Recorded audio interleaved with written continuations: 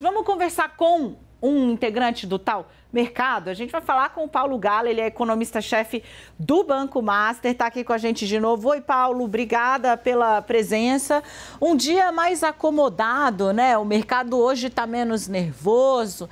A leitura de que essa sinalização do relator, na verdade eu não vou excetuar do teto, eu vou ampliar o teto, vou manter no teto, mas vou subir um novo pavimento. Deu uma melhorada, deixou o pacote todo menos indigesto. Conta pra gente por que esse dia mais acomodado depois de uma segunda-feira nervosa na Bolsa e no dólar. Olá, prazer falar com você, com todos os ouvintes. O mercado está com um número de mais ou menos 150 bilhões na cabeça. Então, sempre que as conversas caminham mais para esses 150 bilhões, o mercado se acalma. Quando o número volta para perto de 200 bilhões, ele fica nervoso, né? Então, o que a gente viu ontem é que ganhou força a ideia de que poderia passar a PEC de transição próxima de 200 bilhões, e houve um movimento bastante forte, né, de estresse. Hoje a coisa está um pouquinho mais calma, ainda os juros futuros, né, como a gente diz no mercado, têm subido um pouco, mostrando que não é uma situação totalmente tranquila, mas certamente mais calma do que a gente viu na semana passada, por exemplo, né? Paulo, muito bom. Eu vou espremer a sua participação aqui, vou tentar linkar dois assuntos, né?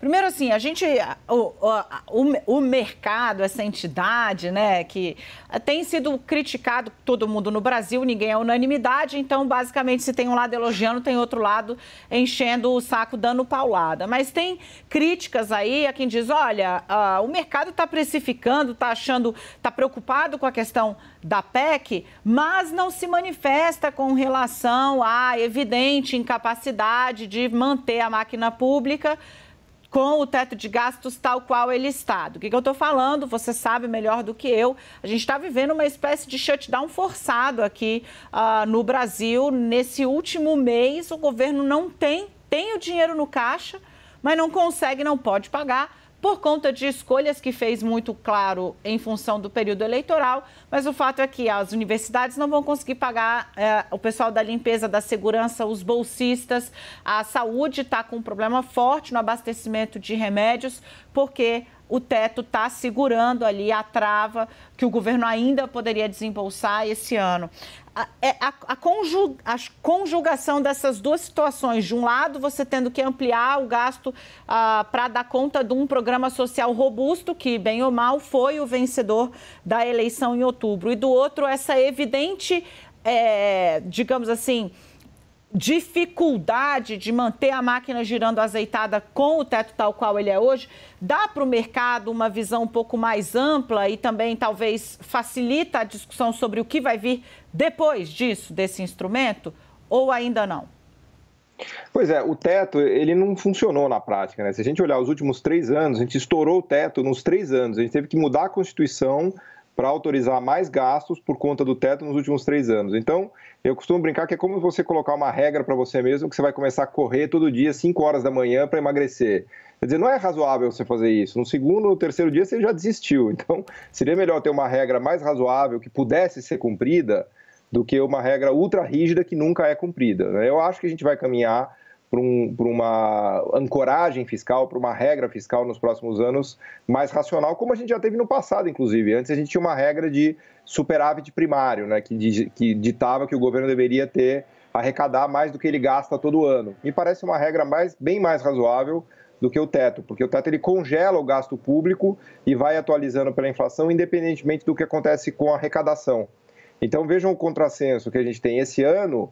O governo vai ter um superávit porque ele teve uma arrecadação brutal, mas ele não está podendo fazer os gastos de despesas fundamentais, né, de educação, de saúde, como você mesmo mencionava. Então, acho que a gente deverá caminhar para uma regra um pouco mais racional para fazer essa gestão pública, né? E aí, Paulo, o Jacques Wagner sinalizou com uma coisa de, olha, em 6 meses a gente talvez consiga entregar aí o que seria o desenho desse novo arcabouço fiscal, para quem está em casa, é a regrinha que vai substituir o teto de gastos. Esse período, ele é aceitável?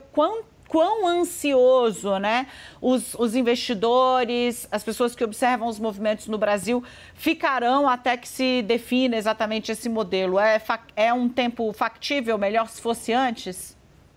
Não, quanto antes, melhor, mas eu acho que 6 meses ou até um ano é perfeitamente razoável. Eu volto a insistir que a gente trabalhou nos últimos 3 anos sem cumprir o teto. Então, de verdade, a gente não tinha uma regra fiscal que estava sendo cumprida, né? Agora, o governo, é do próprio interesse do governo, do novo governo, anunciar essa regra fiscal, porque isso tranquiliza o mercado e ajuda a reduzir a taxa de juros e a valorizar a moeda brasileira. Na medida em que a moeda brasileira fica mais valorizada, isso também ajuda a controlar a inflação. Então, também é do interesse ter uma regra fiscal, né?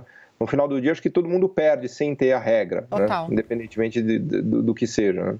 Todo mundo quer falar com ele, economista-chefe do Banco Master, está trazendo uma visão bem realista, palatável aqui para vocês, uma opinião que muitas vezes, né, a gente não vê chegar nos jornais, né, factível, pé no chão, melhor ter alguma regra razoável do que manter uma regra que nunca é atingida. No fim, ela não é factível. É Paulo Gala. Vem para cá, Gustavo Uribe, direto de Brasília, quer conversar. A Larissa Rodrigues também. Eu começo com o Uribe. Uribe, o entrevistado é seu. Galo, o senhor defendeu que tenha, então, um arcabouço fiscal que seja crível, ou pelo menos cumprível. O que se fala na equipe de transição é a possibilidade de uma meta de endividamento público, nos moldes da meta de inflação.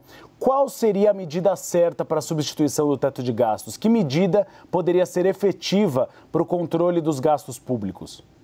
Eu gosto a meta de endividamento também é boa. Ela diz que o governo não pode ultrapassar um X% de dívida sobre o PIB, sobre o total que é produzido no país num determinado ano. A outra regra de superávit primário também era boa, né? Ela colocava um montante que deveria ser arrecadado ou que deveria sobrar depois de que as despesas públicas fossem pagas. Eu acho que o teto de gastos é a pior de todas, porque ele engessa o gasto público, ou seja, independentemente do que está acontecendo no mundo, faça chuva, faça sol. Vou dar um exemplo bem concreto. Agora a gente vai ter, nos próximos anos, uma alta de arrecadação de 1 a 2% do PIB por conta das receitas do pré-sal e de royalties de petróleo, né? Então haverá um enriquecimento, né, da sociedade brasileira por conta dessas receitas. Parte disso poderia ser investido em infraestrutura, poderia ser gasto em educação e saúde. Com a regra do teto, não, porque a regra do teto ela não enxerga esses aumentos de arrecadação. Então, eu acho que a regra ou de teto de endividamento ou de resultado primário é superior nesse sentido, né? Muito bom. Gente, deixa eu trazer Larissa Rodrigues, vamos ver se eu acelerar aqui ainda consigo fazer mais um girinho com todo mundo. Lari? Boa tarde, Gala. Você comentou há pouco a questão de que não há um consenso no teto de gastos ainda sobre esse assunto. Por que, então, a gente percebeu uma sinalização mais positiva do mercado com essa história de se expandir e não furar o teto? O PT até tentou ali, me disseram, continuar com o furo no teto de gastos. Até que ponto isso é uma sinalização mesmo ou está sendo um exagero ali de nomenclaturas? E você comentava sobre essa receita extraordinária. Há um consenso que o que se arrecada fora do que se era esperado também não precisa entrar, qualquer que seja o arcabouço fiscal? Bom, primeiro que eu acho que o mercado se tranquilizou um pouco com a ideia de 2 anos, da PEC de transição. E eu acho que é razoável, não dá para a gente colocar uma PEC de transição que dura 4 anos, ou pelo menos muda o nome, então, porque algo de 4 anos não é de transição, né? E dado que a gente precisa transitar para uma regra fiscal que pare de pé, eu acho que 2 anos é até um limite grande demais, eu preferiria até 1 ano, né? Agora, a questão das receitas extraordinárias volta nesse ponto que eu estou fazendo do teto. A gente precisa olhar o conjunto da obra fiscal. Para olhar o conjunto da obra fiscal, a gente tem que ver se a economia está crescendo, se as receitas estão se ampliando, se tem receitas extraordinárias ou não. Porque o que os investidores querem saber no final do dia é se a situação fiscal como um todo está melhorando ou está piorando. E o teto de gasto é uma espécie de camisa de forças que não leva em consideração todo esse conjunto da obra. Então, eu acho que, de novo, é possível ter um equilíbrio fiscal de maneira mais racional, né?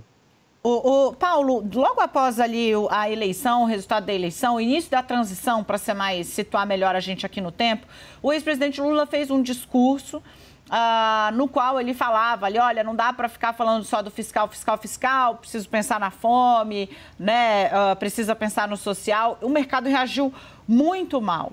De lá para cá, as sinalizações que foram sendo dadas, mesmo com esse texto apresentado pelo relator da PEC, que vai abrir espaço para o novo Bolsa Família, dá para dizer que está tendo ali um movimento de acomodação entre expectativa, receio, assim, vislumbrar um pouco de como nasce essa relação do mercado com o governo Lula 3?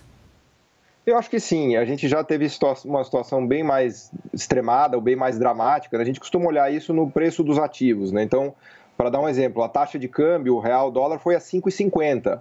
Agora ele voltou para perto dos 5,20. Os juros futuros, que é como o mercado enxerga as taxas lá na frente, foram a 13,50. Agora voltaram para 12,60. Então, olhando por esses preços de ativos, dá para dizer que o mercado está um pouco mais tranquilo, não como estava antes, sem dúvida, que ainda tem muita desconfiança, não estou dizendo que a desconfiança passou, mas eu acho que é uma situação um pouco mais calma do que há 15 dias atrás ou uma semana atrás. Eu acho que houve, sim, uma acomodação.